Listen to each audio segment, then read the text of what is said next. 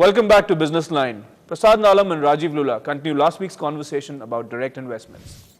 Thank you, Pranav. We have with us in the studio today Mr. Prasad Nalam, CEO of India Macro Tools. Welcome, Mr. Prasad. Thank you. Last week, we were talking about direct investments. We started talking about the subject. We went over topics like who you are, know what you're in the market for, know the risks. We were also talking about tools that you should keep in mind when investing. So let's continue on that track. Tell us what other tools besides dividends should we keep in mind? The other tool or the main important one is return on equity. How much is the company making on its total funds, on the total equity shareholders' funds? Say, for example, there are always companies that have made only 5%, 6% on the equity available with them, on the net worth of that particular company. Now, why would you want to invest in a company that is making only 5% investment on its own books when you can get 7% from the banks on the money that you have put in? So try to avoid those companies unless you know something different from what the management is telling or what is in the public domain. If you know that, that's a different issue. But in general, you try to avoid those companies. How about revenue as a mechanism? Revenue as a mechanism is very important, but I think you should most look at the ROE, that's what I said, return on equity. And the third important thing you should do is read the annual report of the company, because most of the annual reports have a topic called management discussion. It tells you about how much the industry is growing at the moment, what had been its growth rate, and what the management feels about how this company will grow or their industry will grow in the next 2 to 3 years. Now, there is no point in buying an industry or getting into a company or an industry which is growing at below the Indian GDP growth rate.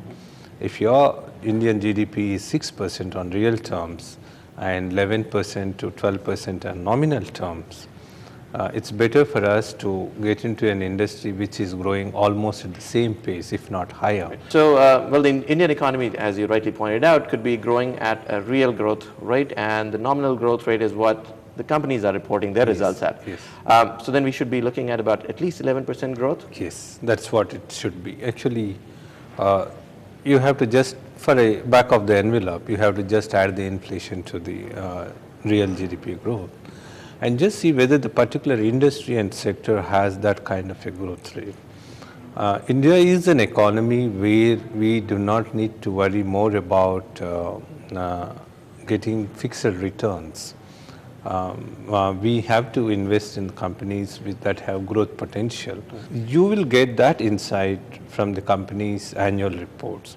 And the best thing, another thing what you should do always is that read 1 or 2 other companies within the same sector also. And all the annual reports of companies are freely available on their websites, which can be easily downloaded and people can read. The kind of information that companies give out today is much superior and higher than what it used to be 7-8 years back. So, Prasad, we went over the importance of dividend, of margins, not revenues, of growth of these margins year on year, of its comparison with the economic growth. Yes. What else should I keep in mind? The other important thing is the cash flows. Is the company making cash through its operating activities or not? And this is also available in the annual report. Cash flow statement is an annexure to the annual to the balance sheet that is published in that. Typically, companies should make money at the operating level at least. If the company is not making money at operating level, you have to be really more worried, or you need more insight before you make investment. Tell us about the importance of stock splits, because that has been in the news just recently. Yeah. How important is it from an investor point of view? No, stock split is very important because if the stock price is very large in real terms, in cash, in rupee terms, that might dissuade some people from investing because people think that it is a high-priced stock, though it might not be the case. And most importantly, the volume of shares traded will be lower and lower. You need always, when you are making an investment directly, you should ensure that you invest always in a liquid stock. Typically, what you buy should be less than 1% of that company's trading volume of that day. That would help you to sell the stock if you want for quick reasons. So again, if you could define liquidity for us. Yeah.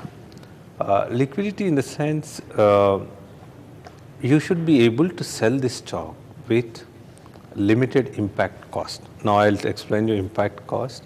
Impact cost is the cost that you might have to incur to sell or buy a stock relative to what is shown on the screen. Say for example, a stock shows that it is last traded at 70 rupees. If you want to go and buy, if your broker says, sir, I can get you only at 71.5 rupee, that means 1.5 rupee more on 70 will turn out to be about 2% is the impact cost. Similarly, if he tells you that if you want to sell, he can sell you only at 68.5. That means again you lost 2% from what you see. Now, NSE website typically gives out this kind of an impact cost data on its website for each stock. So people can see that. Typically, this impact cost will be higher for small cap stocks. By small cap stocks, I mean companies having a market capitalization of less than 500 crores. Investors are always, especially the common investors, the lay investor, should concentrate or focus on companies with greater than 500 crores or 1000 crores market cap because they are more liquid. It is what you see is what you get there. If it is 70, you would be able to sell at 69.95 or buy at 70.05. That is available with highly liquid stocks where market cap is more than 1000 crores. Mr. Prasad, earlier in the conversation, you also pointed out there are risks associated with this particular way of investing into stocks. Well, I understand competitive situations, a company could go up or down, their finances, their cash flow, and that is one set of risks. What other kind of risks should people be aware of? The risks of the companies mostly is that how complacent is the company. There are ways of finding it out actually. Complacent in the sense the company grows up for some time, thereafter it just doesn't grow. I mean, it doesn't give you the kind of money that you want. You always have to see how much is the company making cash flows, what I said, and how much of that cash flows it is investing to buy new machinery, is to set up more facilities, to grow itself. Like a company that has made say 100 rupees cash flow, if it shows that it has reinvested 50 rupees back in creating new facilities or starting a new line of business within the same set, it means that the management is more growth oriented and you will be benefited because they are putting it to the best use your money that's available in the company. Typically what happens is in some of the industries there will not be any growth. That's what I said in the last week, that if the company doesn't have growth, he will return you 90% of the profits he made. Now those are for conservative investors. It's a normal 6-7% growth the company will have, or at the max 11%, which the GDP will have. The company doesn't have too many growth options, but there is no risk of losing the principal there, not too much of a risk. Right.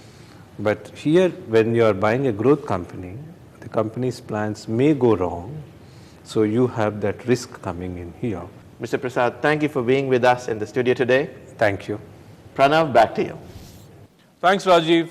Stay tuned for our CEO chat session coming up shortly.